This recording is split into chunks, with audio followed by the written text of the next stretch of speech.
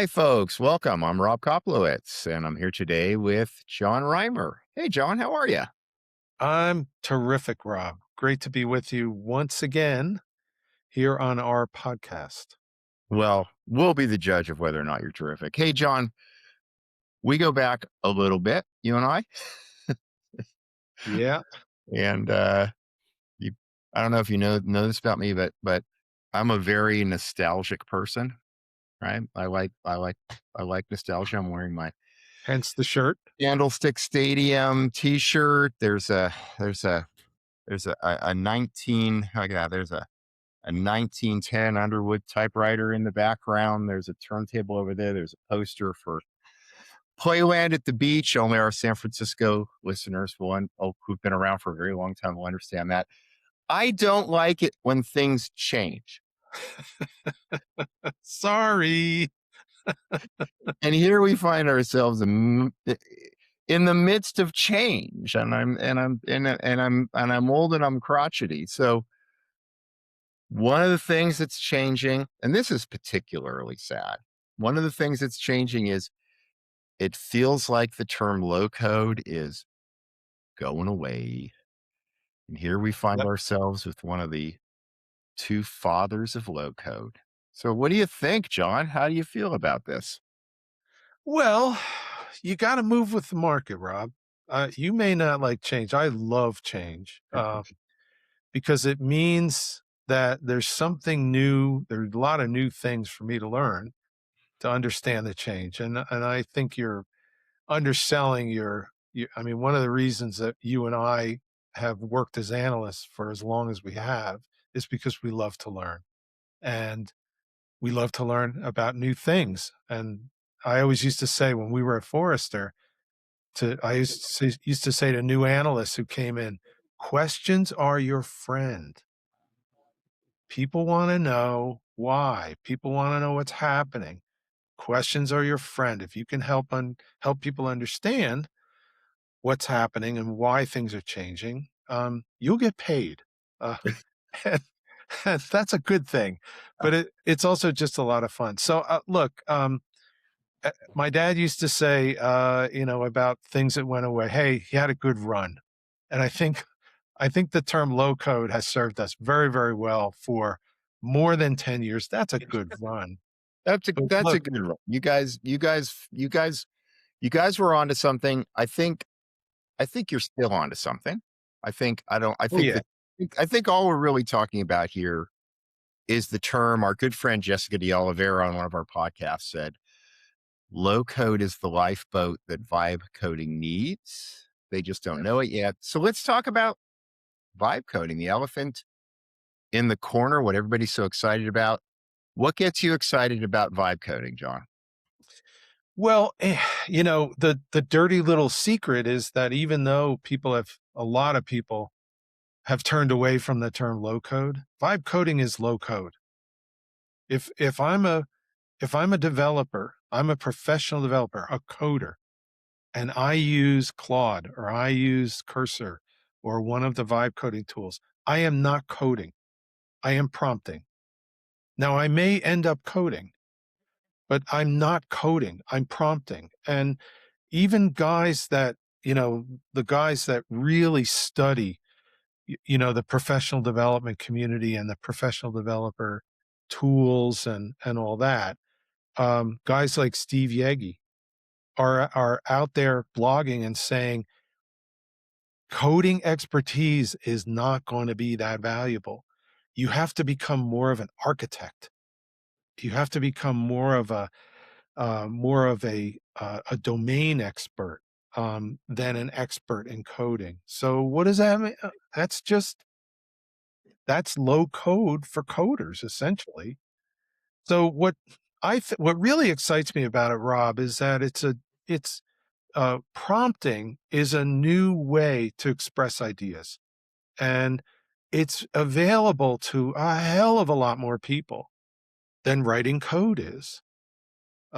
You still need to be specific about your ideas. You still need to iterate and work to get the expression of your ideas in a piece of software or in code. Um, so there's still skill involved. It's not like easy. No.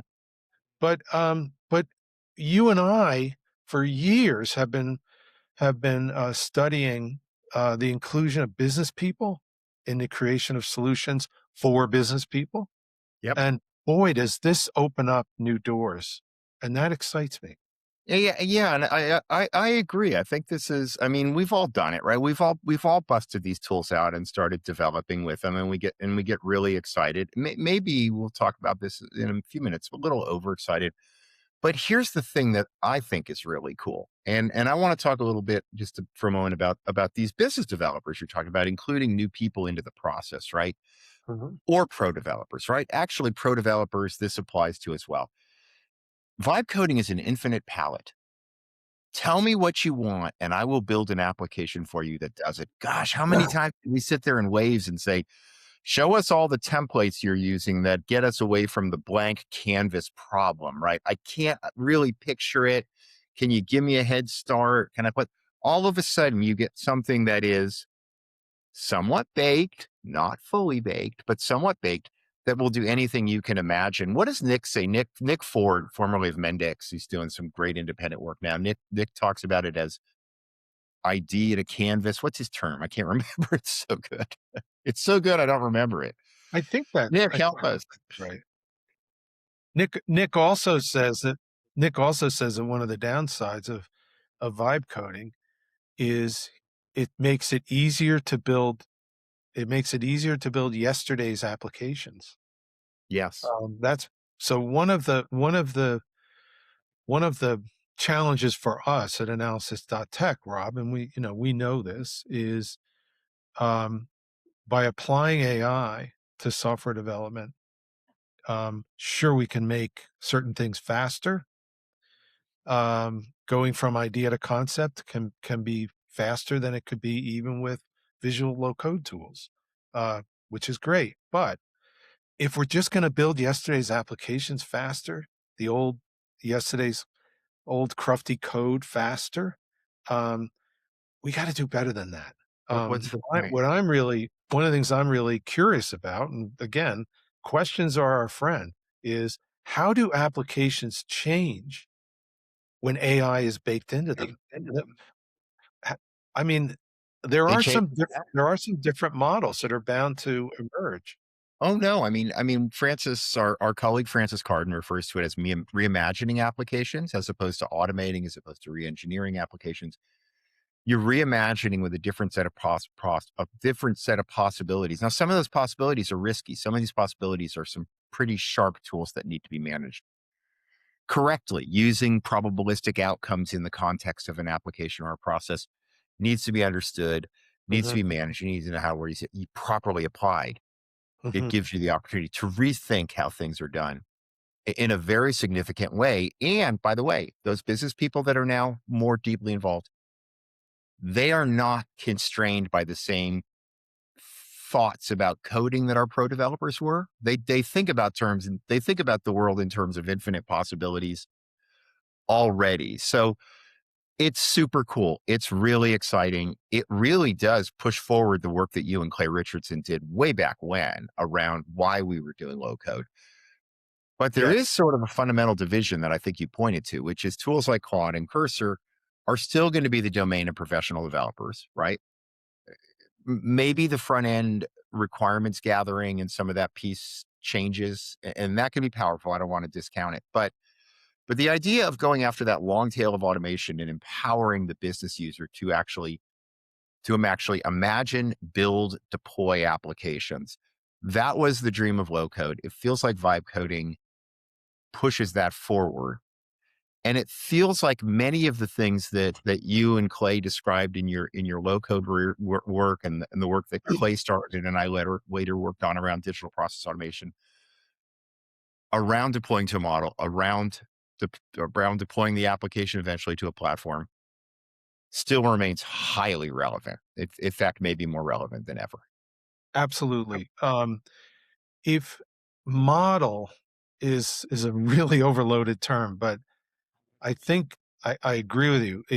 Uh, using vibing, using prompting to just generate code just creates a lot more technical debt.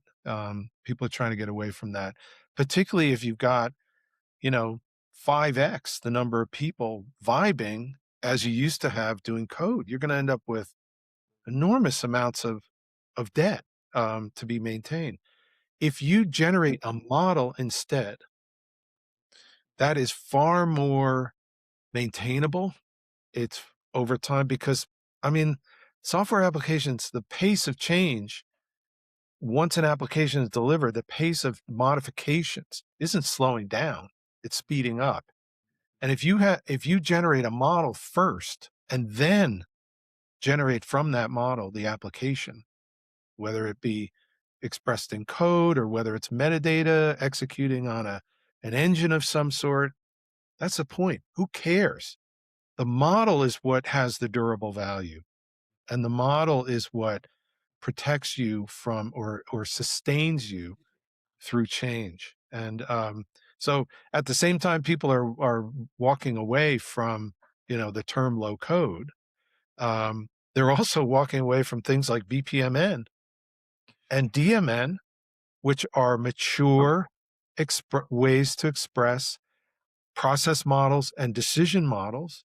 And these things have abiding value Oh, in the new world, even though they're not new and AI, you know, AI washed. no, they're very important concepts, and I think ones that were not that are not necessarily well understood. I want to add one piece to your concept around the model, and I want to add the platform into it. So code goes to a model, the model's deployed to a platform. I can scale that like crazy, right? I can have hundreds or thousands of developers.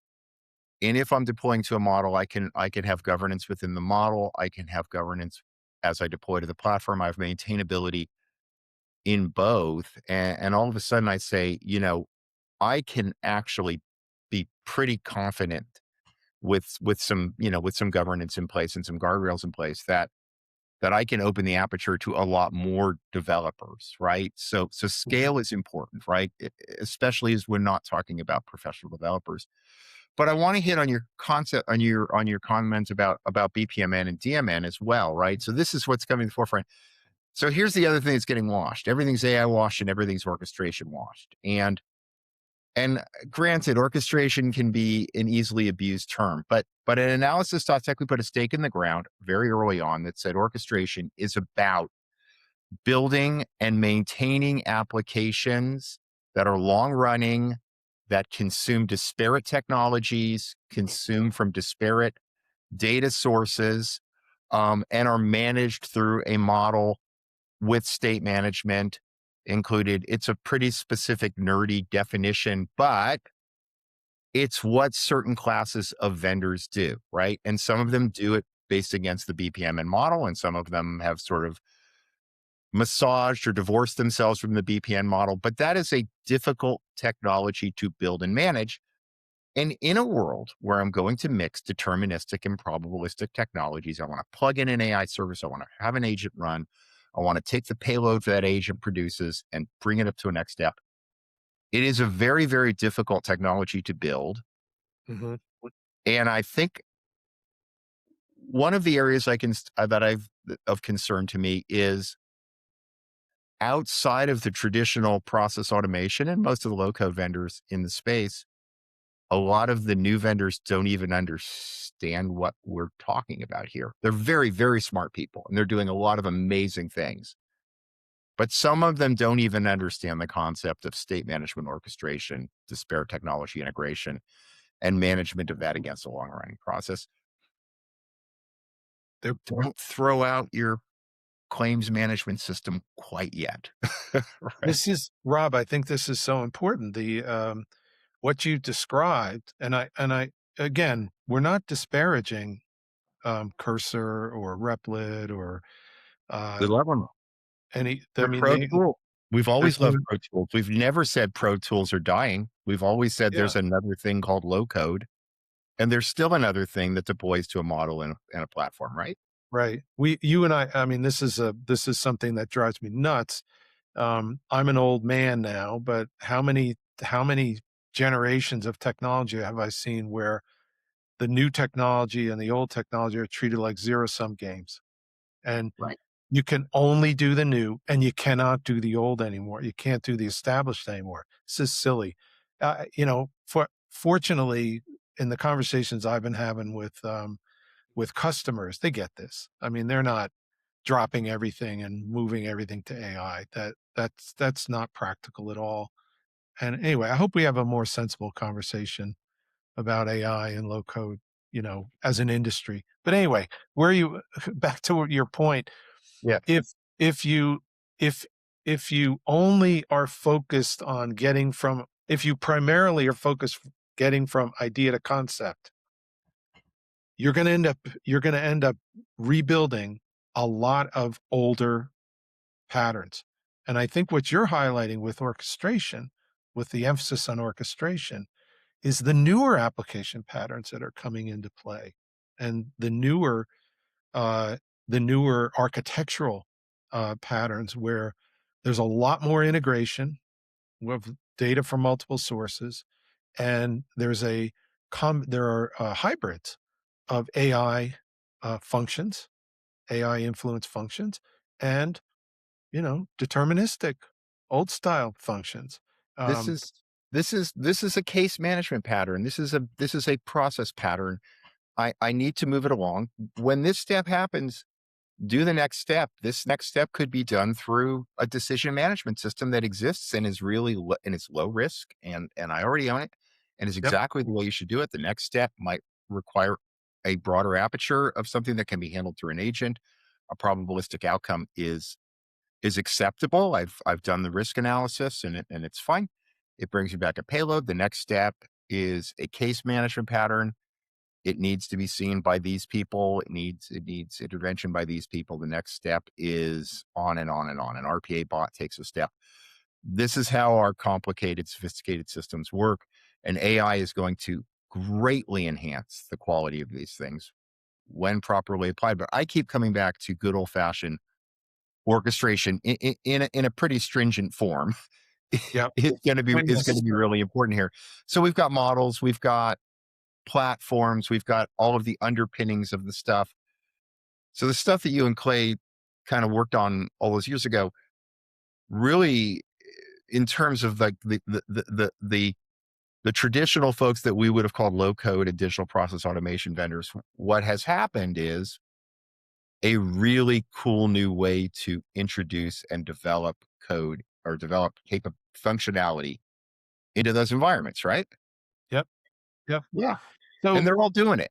There's not a they single one are. that's not actively embracing this, right? They are. They are. And I mean, this is guys, the reason we're Rob and I are having this conversation in your presence is because this is the work that we've been doing at Analysis.Tech. It's not We started out totally focused on low code. One of the first pieces we put out, research pieces, was about a maturity model for low code. Um, then AI exploded, and so our we are following the market, and we are still, I think, experts and curious people about the non-coding approaches to software delivery. That's what we do at Analysis.Tech. We're about models, we're about vibing, we're about visual tools, we're about governance, we're about platforms. So don't be surprised if if we decide to take the term low code out of the title of our podcast. As much as it pains me, we have to, because the Keep market's Funeral moved for on. a Friend by Elton John, although we couldn't pay for these, right? So we can't play Funeral for a Friend. But yes, folks, low down on low code, as you know it, is going away to be replaced by Lowdown from Analysis.Tech. oh, We even will be better. exposing we will be exposing the conversations we're having internally with our group, and continuing to have guests that are working this side of the application delivery industry. And there is no shortage of innovation. In fact, personally, I think we're at the point where we're going to start to see some of the new architectures and the new ideas really take flight, rather than just AI washing and slapping a basic prompting interface on existing platforms. The industry is going to move faster than that, and it's going to go in different directions. And we'll be here to help you all understand it, and sharing our inquiries and our research. Our thoughts. So thanks everybody for joining. John, thanks, for always a pleasure to sit and chat with you. And folks, join us on our next episode of The Lowdown from Analysis.Tech.